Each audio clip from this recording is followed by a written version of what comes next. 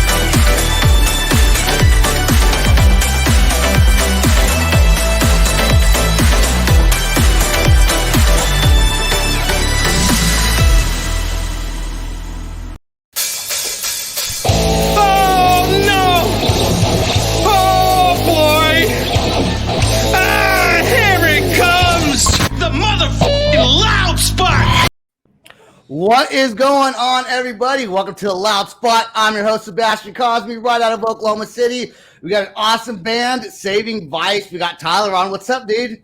I am good. How are you, man? I am fantastic. We got the very talented Ava Gore with us for the second night on the podcast. What's going on, Ava, on this platform?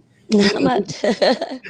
And we got my awesome executive producer, Sam McIntosh, making the magic happen. Hey, Sam. Just call me Magic Fingers. Got a new microphone, so I'm happy. So I don't sound like I'm underwater anymore. What happened to your light? So I think the battery's dying on it. I don't know. But anyways, we'll forget about the live. It's going to keep on going off. Screw it. So Tyler, what's going on, man? How you been? I mean, it is what it is. The past year, I feel like I'm, as good as every other band probably is. Maybe better in some ways, maybe worse in some ways, depending on the angle. But I mean, I shouldn't complain. Overall, I think we're making it work the best we can. Awesome. At this time, I promise, Ava, I will let you get more talking in. Okay. That's right. We decided that I will not say anything, and then Sebastian will not say anything starting now.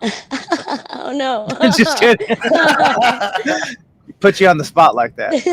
So, Tyler, I was listening to some of your music earlier. We kind of talked before the podcast started. And was it Black Ice, right? Is that what it's called? It's the acoustic version of it. Yeah, Yep. well, the acoustic Yep. version, when I was jogging, dude, like even though it's softer, dude, it pumped me up. It I really made me like keep it. on running. Yeah. Oh, you heard it Thank too? you. It's awesome. Thank you.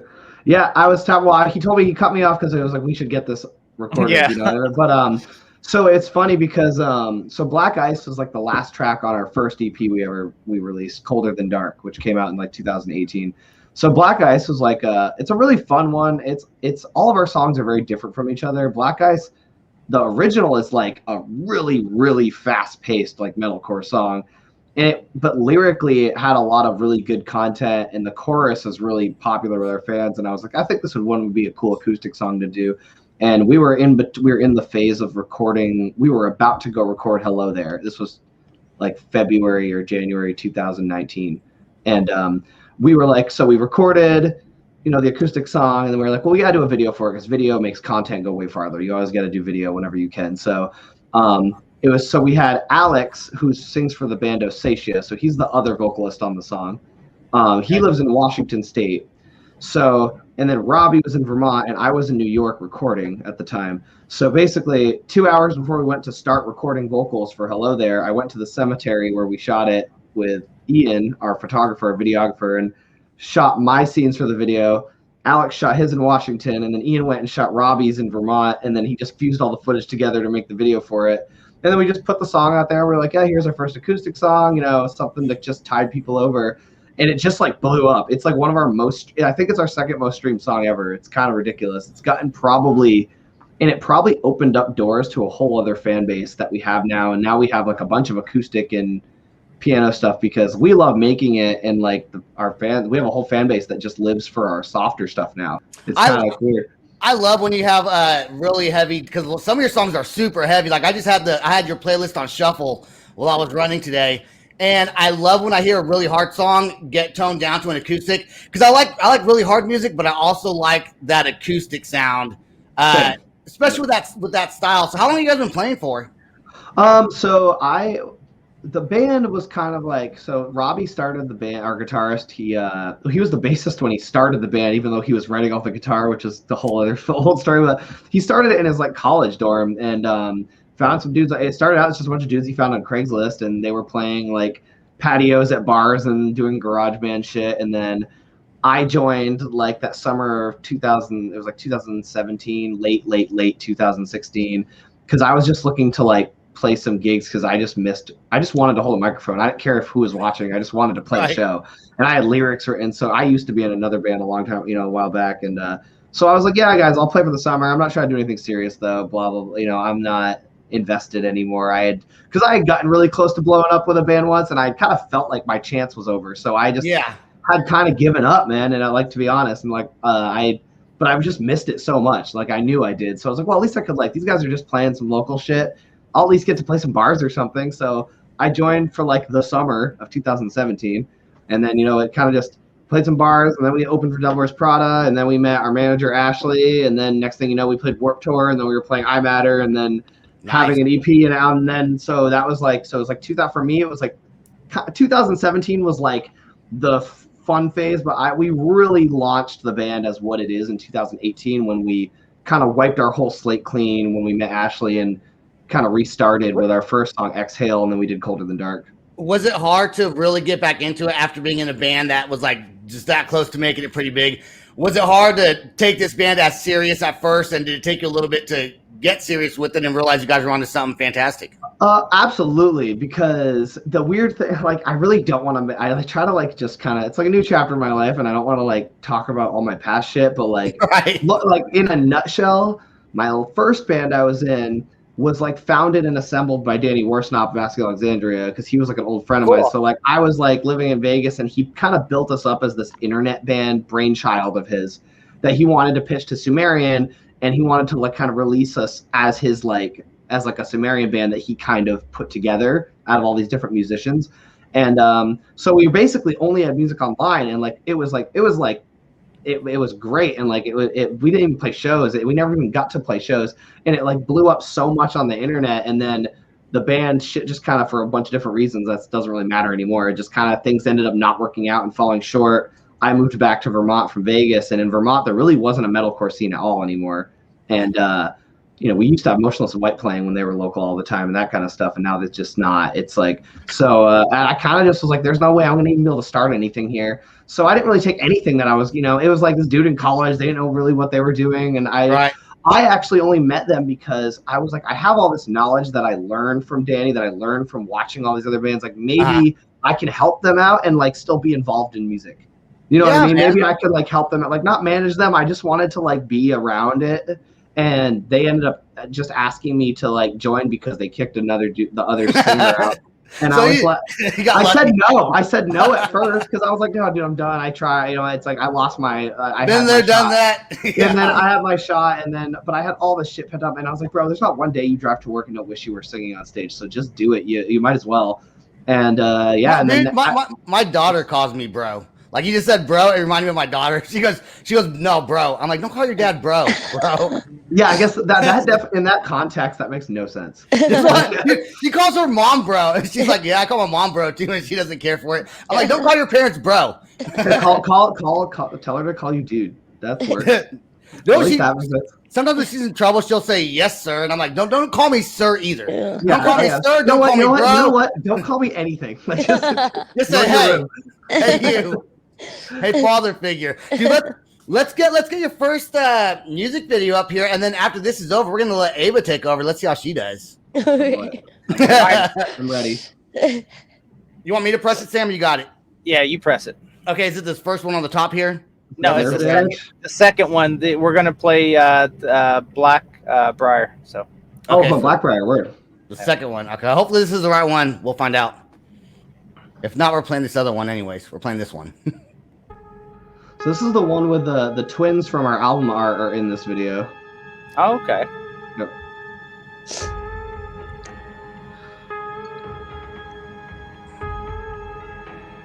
Ava's face is covered up. Sorry, Ava.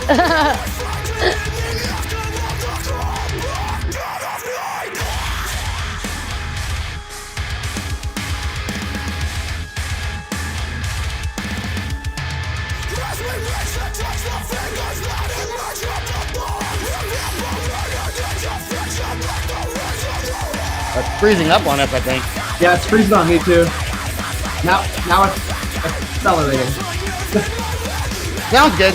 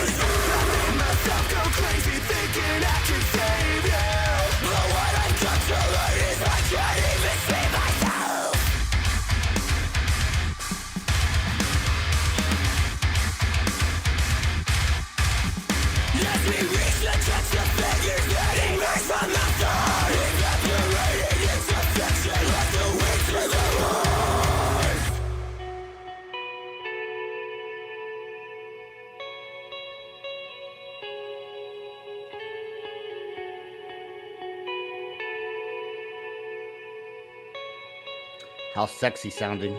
This is the Alanis Morissette part. It's two singers. I'm just responding to the comments. Yeah, no, yeah. How was I supposed to? I don't know. Yeah, you are.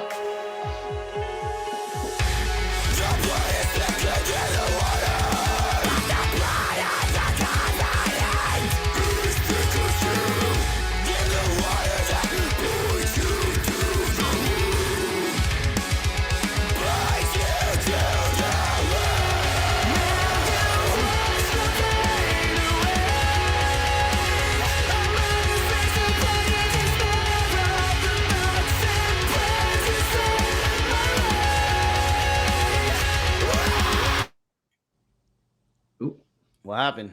All right.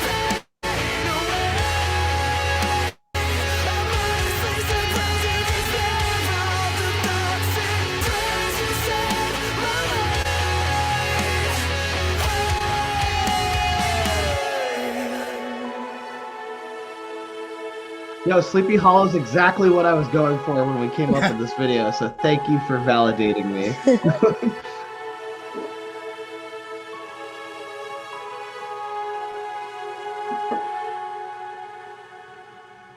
It works out when your backyard looks like Sleepy Hollow in Vermont everywhere. So Right? That's just your backyard with all those tall trees back there and stuff? that was Robbie's backyard. Cool, Nice. man. Yeah. All right, Ava, take it away. So with this pandemic and everything, how has that changed like performing or anything for you guys? Oh man. So where do I start? I mean, I feel like what one thing obviously there's no performing. I mean, we didn't get to do a live stream. I mean, we were kind of in the process of trying to maybe figure it out, but it kind of seems like by the time we would go through all of the trouble and money of setting it up, that like it's coming to where shows might maybe start coming back. So we're kind of optimistically planning towards that instead, just in case. So, yeah, I mean, it was like we released our album. We played our album release show. You know, it was like the best night of our lives. We sold out our home venue, Higher Ground in Vermont, and like, you know, we were supposed to headline the Palladium in Worcester, Massachusetts, which is like another big one for us on our bucket list the next month. A week to the day after we played the album release show, everything got canceled because of COVID. So we kind of had to readjust this entire, like, I mean, I remember mapping out when we were in the studio in 2019, like February. I remember mapping out like every single month all the way through the album release in 2020 of what we were going to do, which video we were going to drop, when we were going to drop it, when we were going to drop merch, and like planning this mass, and it all went perfectly. Like it all built up and it built up and it built up. And then we had this epic like blowout, and like I was like, here it goes, 2020 is our year, we're going to tour. And then boom, it just got cut out from under us. So we had to just readjust. And like, I think like every band, at first it was like this phase of trying to wait it out, and then you realize that it wasn't going to end. Yeah. And then it was like, okay, well, we have to keep pushing the album. We can't tour on it. We can't play shows. So it was kind of like video content. That always works. That's what we did before when we weren't playing as many shows. So there's a video for every song on the album now, but two, because of like COVID. And obviously we had videos for all the singles leading up to it. So Nerve Damage being like the last one that we'll be releasing, obviously. But so we just kind of like kept kind of just making it up as we went, trying to figure out ways to change the game, like doing things digitally. How are we going to write? And I think a hard part too is there's no way to plan because you had no idea what was going to happen. So, you know, we did like, you know, we did like a piano reprise of a song that was like sort of like our acoustic song. We did, you know, our metalcore cover of Bring Me to Life by Evanescence, that's probably one of our other top stream songs. It's weird how the throwaway songs have always worked out so well for us. The ones that's like a lot of bands that happens to is bands that they're like, we don't really like this song collectively as a band, but they wrote it, so it's part of their set list. I've heard several bands say for some reason that's the one that everyone likes. Yeah, well, I mean, it's not even that I don't like it. It was just that this was just this backup thing, like, oh, when we have nothing to share, we have this cover song that we can just put out there that'll, you know, cover songs do good. And it ended up going just way like Black Ice, way better than we thought. And now it's probably that and Black Ice are like always in our top 5 songs on Spotify. We did like an acoustic Motionless in White cover. That's one of our top songs. It's always the songs that are supposed to be the little like appetizers that have blown up for us. And then obviously the Binary EP, which was the really weird one. It's like we basically just wanted to do a really raw, heavy 2-track EP thing, like a little project where me and Chase could each just do a super heavy song with no singing, like by ourselves. So we could just kind of flex our own styles and like not have Chase could write just the way he writes and do just his vocals. And also for me, it was cool because a lot of people don't even realize that I'm screaming on some of our songs because they think Chase screams and I sing and that's it. So it was cool for me to get to just do like all of the heavier stuff, like that's for cool. myself for once, which is why the Spire I think did so well because it was so out of pocket for us. Yeah, Ava's in. Well, what you got? Go ahead. What you don't know is Tyler does it all. He froze up. I froze up. I'm just gonna Oh, He just left. I'm just gonna leave. I was going to say Ava's in a band called Weird Wolves, and I was wondering if you have a similar story as far as COVID or even writing music that you could compare to. No, I mean we haven't been able to really plan like that far ahead with our touring and stuff. We don't Mhm. really tour like at all. So it's not really the same, but we were trying to wait it out a bit when it first happened, and so I can't Never went relate anywhere. to that. Yeah, and then we decided to start doing the live stream shows, which has been a pain in the ass and really stressful. I don't know if it has been for you too, but It's why we put it off, because it's like if you don't do it perfectly, it sucks. yeah. Like it's there's so many things that can go wrong and like so many pieces to make it go right. And it was kind of something where we were like, we really wanted to see if we could wait out real shows, and it seems like we might have. I don't know. Like we finally broke down and we were like, all right, let's do it. And then now it might not make sense. Like, why would we invest in doing that if there's only a couple months before maybe we can be on stage again? So, but who knows? Like we're at a point where you have to just plan for the best, prepare for the worst. And that's what we're doing, and that's why it was like binary was cool. And I try to look at it like a lot of things good came out of it. Sucks to say it, but a lot of good things came out of COVID that I would never wish away. Like the binary, all of those songs, those singles, those random singles we did never would have happened. And they've all been really cool and done a lot for us and gotten us a lot of new fans. And I mean, we all did things on our own personally and within the band's business and infrastructure. Like as far as setting ourselves up, we're doing a lot of things DIY that normally a label would do for you. We all have our own side hustles now and studios and stuff. So yeah, you can always find positive in the negative. I mean, as bad as COVID has been for a lot of people, there are people that have done things, especially with music, that has actually helped their band, that got closer as a band. I want to play your other song. Before I do that, I want to give a shout out to Sharon and Carolyn, who are commenting on our live feed. So shout out to them for being awesome and doing that. What's this second song called? Is this Nerve Damage, the anime video? Think so. It is. It's not. It's okay. Yeah. So that's that was the one we just dropped for the 1 year anniversary of Hello There, the album. So that was it was the same dude. It was this guy named Billy Barber, and from Dead Eyes Art. He did like Attack Attack's new animated video and Spirit Box's animated video. He did our like some of our logos and some of our merch designs, but we basically just like, well, we can't really meet up to do. We wanted to shoot this huge party masquerade video for this song to kind of end the album cycle. Because of COVID, we couldn't do it. So we were like, dude, can you like kind of make a cool, creepy animated version of what that might have looked like? And we can make like, so it's almost like a Japanese like manga animated video. Yeah. So, and then the song's pretty much just about like cutting people loose who drag you down and basically like celebrating being stoked to be without them and being by yourself. Like, cool, man. Like that's what the song's about. So let's check it out. All right. Let's check it out right now. So far, I like it.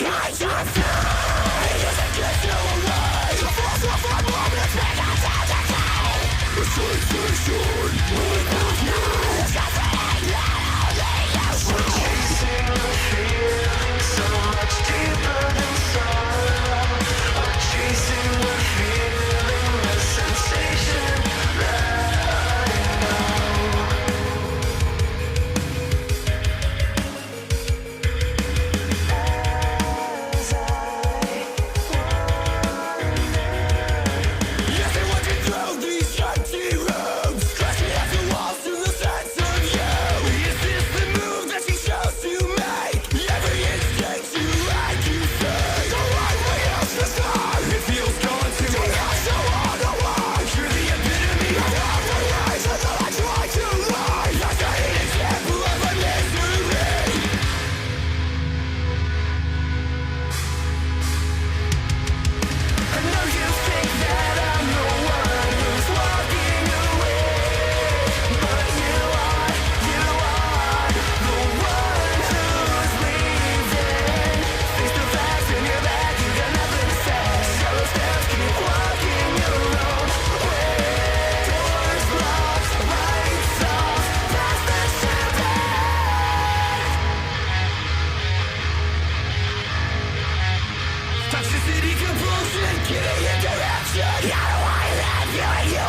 Perfection.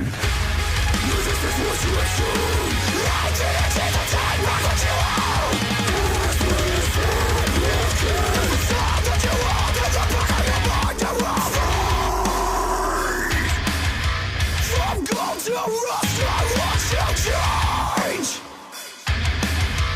Yeah, that's not I could never choose.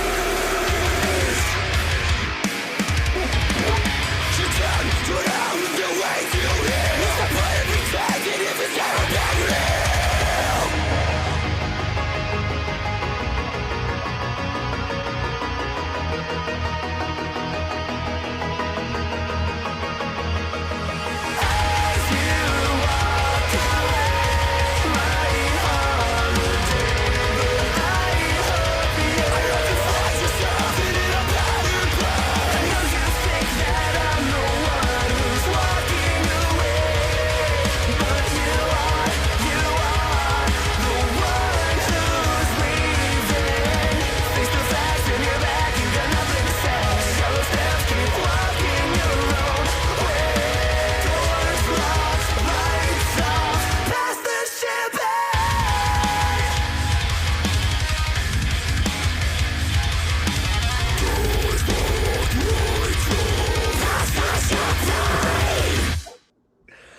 Dude. Awesome. I swear to God, I say this all the time to bands, but I guess maybe it's just in the moment, but I dig it. Like, that's the act, like that's kind of my style of music that I would like.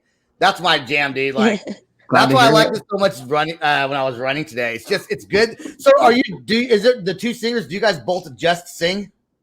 No, okay, so how do I guess I'm the simplest. So Chase is the one who sounds like Chelsea Grin. Like it's like Chase is like it's like the really really deep raspy the really deep lows and the really really really raspy like deathcore highs, and then the kind of like really raspy midtones.